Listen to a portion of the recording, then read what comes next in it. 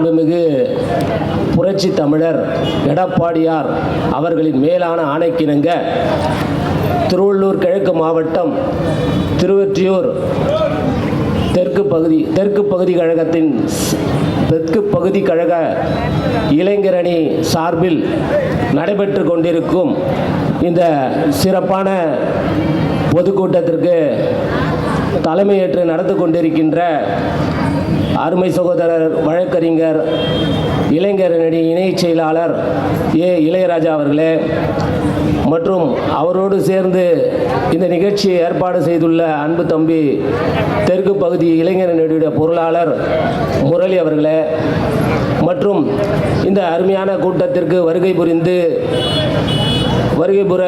புரிய இருக்கும் திருவள்ளூர் கிழக்கு மாவட்ட கழகத்தினுடைய ஆற்றல் மிக்க செயலாளர், முன்னாள் அமைச்சர், செயல் வீரர், வருங்கால அமைச்சர் அண்ணன் மாதவரம் மூர்த்தி அண்ணன் அவர்களே, இந்த அருமையான கூட்டத்திற்கு சிறப்புரையாற்ற வருகை புரிந்துள்ள திருவொற்றியூர் தெற்கு பகுதியினுடைய ஆற்றல் மிக்க செயலாளரும் மணலி நகரமன்ற துணை தலைவருமான மக்கள் சேவகர் அன்பு அண்ணன் சாரதி பார்த்திபன் அவர்களே மற்றும் இந்த அருமையான நிகழ்ச்சியிலே கலந்து கொண்டுள்ள திருவொற்றியூர் தெற்கு பகுதிகளுடைய நிர்வாகிகள், அவைத்தலைவர் நாகப்பண்ணன் அவர்களே, பொருளாளர் வினோத்குமார் அவர்களே, துணையிலே நன்றியை தெரிவித்துக் கொள்கிறேன். அதே போல இங்கு சிறப்பு அழைப்பாளராக கலந்து கொண்டுள்ள 21வது வட்டக்கழக செயலாளரும் 21வது மாமன்ற உறுப்பினருமான அன்பு சகோதரர் ஆர்ஜி ராஜசேகர் அவர்களே மற்றும் அவரோடு கலந்துள்ள நமது தேசிய ஜனநாயக கூட்டணியுடைய பாரதிய ஜனதா கூட்டணி பொறுப்பாளர் அருமையண்ணன் வேம்படியன் அவர்களே,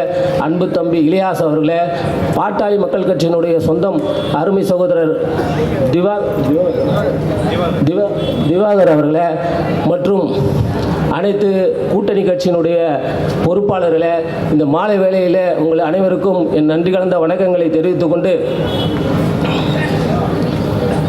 இன்றைய தினம் வருகின்ற காலம் நமது தேர்தல் நெருங்கிக் கொண்டிருக்கிறது. நீங்கள் இந்த விடிய ஆட்சியின் இந்த 5 ஆண்டு ஆட்சியை மட்டும் நீங்கள் சிந்தித்து பார்க்க வேண்டும். ஏனென்று சொன்னால், ஆடு கசாப்பு கடைக்காரனை நம்புவது போல அவர் இடுகிற தழையை சாப்பிட்டு கொண்டிருக்கும். பின்பு அந்த ஆடை அந்த கசாப்பு கடைக்காரன் தன் வியாபாரத்துக்காக அதை அடித்து அவர் வியாபாரம் செய்வார். இப்போ அதே சூழ்நிலையில் தான் தமிழக மக்களை இந்த திமுக விடிய ஆட்சி இல்லாததையும் பொல்லாததையும் செய்ய முடியாத திட்டங்கள் எல்லாம் அறிவித்து மக்களை ஒரு மாய வலையில் சிந்திக்க வைக்கிற மாதிரி ஒரு சூழ்ச்சி பண்ணுறாங்க. அந்த சூழ்ச்சியில் தயவு செய்து நீங்கள் போய் மாட்டிக்காதீங்க. போன 5 வருஷத்துக்கு முன்னாடி இதே 2021 அனைவருக்கும் 1000 ரூபாய் அப்படின்னு அறிவிச்சுட்டு என்ன பண்ணா, தகுதி உள்ளவருக்கு 1000 ரூபாய் அப்படின்னு சொன்னான். சரி, அதெல்லாம் சீக்கிரம் கொடுத்தானா? அதுவும் இல்லை. எத்தனை மாதம் தள்ளி கொடுத்தான்? கிட்டத்தட்ட 2 வருஷம் 2.5 வருஷம் தள்ளி அந்த 1000 ரூபாய் கொடுத்தான். கொடுத்தது யார் தகுதி இல்லைன்னு பார்த்துட்டு அது அவங்களோட ஆளுங்களை பார்த்து அப்படி கொடுத்தாங்க. இரண்டாவது கொடுத்தது அந்த காசோட வேல்யூவை நம்ம வீட்டுக்குள்ள பூந்து அந்த விலைவாசி உயர்வு என்ற போர்வையில் அந்த காசை அவனுங்க எடுத்துட்டானுங்க. எப்படின்னு சொல்ல போனால், கடந்த வருஷம் நீங்கள் நல்லா சிந்திச்சு பாருங்கள். அந்த 5 வருஷத்தில் அவன் பண்ண அந்த நம்ம புரட்சி தலைவரோட ஆட்சியோட தொடர்ச்சி அண்ணன் எடப்பாடியார் எந்த விலைவாசியும் ஏற்றலை. கரண்ட் பில் ஏற்றலை, வரி பில் ஏற்றலை. ஒரே ஒரு முறை ஏற்றினாரு, மக்கள் கோரிக்கை வேண்டாம் அப்படின்னாங்க, அதை ரிவர்ஸ் வாங்கிட்டார், உடனே வாங்கிட்டார். அதுபோல் எந்த வித விலைவாசி உயர்வும் இல்லாத சாதாரண மக்களும் சாதாரண தொழிலாளியும் நிம்மதியாக வாழ்ந்து வந்தாங்க. ஆனால் இன்னைக்கு இருக்கிற விலைவாசியை பற்றி கொஞ்சம் யோசிச்சு பாருங்க. இவன் ஒவ்வொரு வரியும் ஒவ்வொரு அது வாடகை வீடுக்காரலாம் ரொம்ப மோசம் பாவம். ஏன்னா அந்த வீட்டுக்காரன் என்ன பண்ணுவான், அவன் சொந்த வீட்டுக்காரன், அவனுக்கு டேக்ஸ் போடுவான். யாருக்கு? கார்பரேஷன்காரன். இத்தனை வீடு வச்சிருக்கேன், இத்தனை கரண்ட் வச்சிருக்கேன், எனக்கு பாத்ரூம் இருக்குன்னு போட்டு அவன் டேக்ஸ் போவான். இவங்க என்ன பண்ணுவாங்க, இருக்கிற அந்த வாடகை பேரில் அந்த 500 1000 எக்ஸ்ட்ரா கேட்பாங்க. இவங்க எங்கே போவாங்க? அந்த பொருளாதாரம் விலைவாசி உயர்வு ஒரு பக்கம், இந்த வீடு இல்லாதவங்க படுற துன்பம் இருக்கு, அது ரொம்ப பெரிய துன்பம். அண்ணன் சொல்லியிருக்காரு, இப்போ அனைவருக்கும் வீடு இல்லாத அனைவருக்கும் கிடையாது. அவரோட அடிப்படையே விவசாய தொழில். விவசாயம் பிடிச்சி புரட்சி தலைவரை பிடிச்சி அதுக்கப்புறம் தான் கட்சியில் இணைகிறாரு. அதுக்கப்புறம் கிளை செயலாளர், ஒன்றிய செயலாளர், மாவட்ட செயலாளர், அமைச்சர், எம்எல்ஏ இப்படின்னு படிப்படியாக வந்து அவர் இயற்கையாக அமைஞ்சது தான் இந்த முதலமைச்சர் பதவி. அந்த 4.5 வருஷம் ஆட்சி யாருக்கும் குறைபாடு இல்லாத, எந்த வித துன்பம் இல்லாத, யாரும் எந்த ஜாதி மத வேற்றம் இல்லாத ஒத்துமையாக வாழ்ந்த இடம் இது. இடையில எத்தனை புயல், எத்தனை மழை, எத்தனை கொரோனா டைமில் யார் மூஞ்சி பார்க்க முடியுதா? அண்ணன் தம்பியாக பார்க்க முடியல. எல்லாருமே அவளை பயந்து வீட்டில் உட்காந்துருந்தோம், உயிருக்கு பயந்து. ஏன்னா அது மாதிரி ஒரு நோய் உலக நாடே பயந்த ஒரு நோய், அது பரவுற நோய். அப்படியாப்பட்ட காலத்தில் மனுஷன் 24 மணி நேரமும் கார் எடுத்துன்னு எல்லா மாவட்டத்துக்கும் போய் ரிவ்யூ மீட்டிங் வச்சு ஒவ்வொரு மாவட்ட ஆஃபீஸில் அந்த மாவட்ட அதிகாரி கூப்பிட்டு அந்த மாவட்ட மருத்துவரை கூப்பிட்டு என்ன பண்ணீங்க ஏது பண்ணீங்க டெய்லி ரிப்போர்ட் எடுத்து அந்த இறப்பு சதவிகிதம் இருக்கு, அந்த சதவிகிதத்தை ரொம்ப கம்மி பண்ணி ஒன்று ஸ்டேட் பார்த்தீங்கன்னா இந்தியாவிலேயே தமிழ்நாடு தான். அது வந்து அண்ணனால் தான்.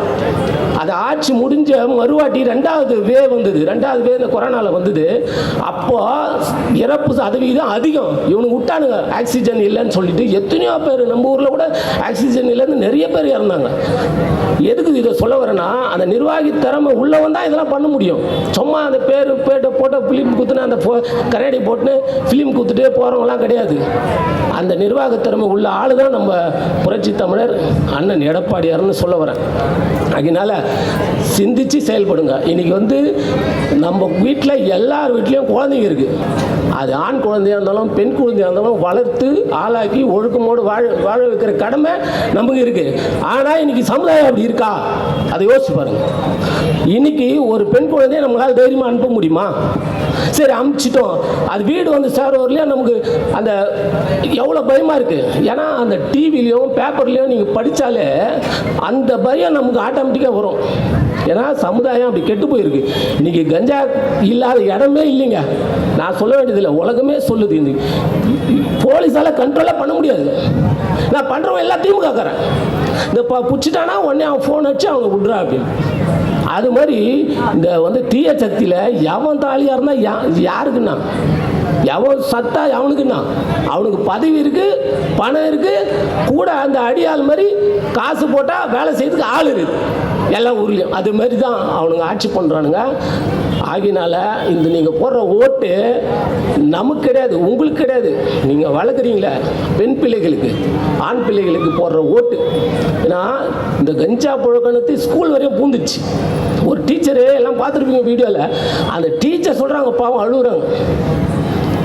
அந்த பையன் படிக்க வந்தான், ஆனால் அவன் இந்த தீய இதில் பழகிட்டான். அவனை எப்படி திருத்துறதுன்னு தெரியலாத அந்த அம்மா வந்து ஒரு பேட்டியில் வந்து சொல்லி அழுகுறாங்க. அது மாதிரி அரசாங்க பள்ளின்னு நினைக்காதீங்க, அது ப்ரைவேட் ஸ்கூல் ஆனாலும் சரி, ப்ரைவேட் காலேஜ் ஆனாலும் சரி, எல்லா இடத்துலையும் இது வந்து தீவிரமாக பரவி இருக்கு.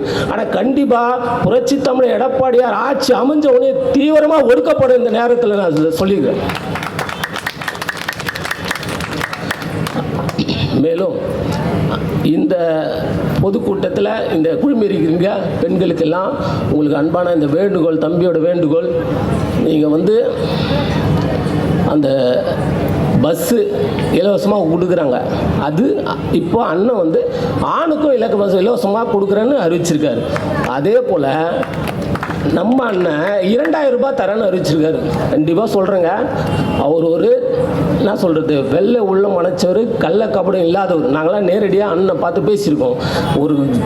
ஒரு விஷயத்தை சொன்னால் அதை உடனடியாக புரிஞ்சு ஆக்ஷன் எடுக்கிற ஒரு மிகப்பெரிய தலைவர். நாளைக்கு நாங்களாம் சந்திக்க முடியுமா தெரில, ஆனால் நாங்கள் சந்திச்சிருக்கேன், நான் பேசியிருக்கேன். அதனால் சொல்கிறேன். ஏன்னா அவர் பெரிய தலைவரை நம்ம மிஸ் பண்ணக்கூடாது. நம்ம மறைஞ்ச பிறகு தான் தெரியும் அருமை. நமக்கு புரட்சி தலைவர் பற்றி தெரியும். இன்றைக்கி எதிர்கட்சிக்காரன் இல்லை, அவங்கள பிடிக்காத சொன்ன கூட இன்னைக்கு அழுகுறோம். அந்த அம்மா இருந்தால் எப்படி இருந்திருக்கும்?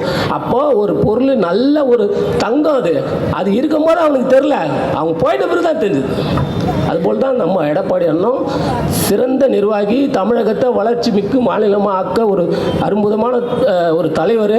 யாருக்கும் எந்த பிரச்சனையும் இருக்காது. ஜாதி மத இன வேறுபாடு என்று எல்லாருக்கும் பொதுவான வாழ்க்கையை அவர் அமைச்சு கொடுப்பாரு. அதனால தயவு செய்து நீங்கள் இந்த எலெக்ஷனில் ரெட்டலைக்கு ஓட்டு போட்டு அண்ணனை முதலமைச்சராக தாழ்மையான வேண்டிக் கொள்கிறேன்.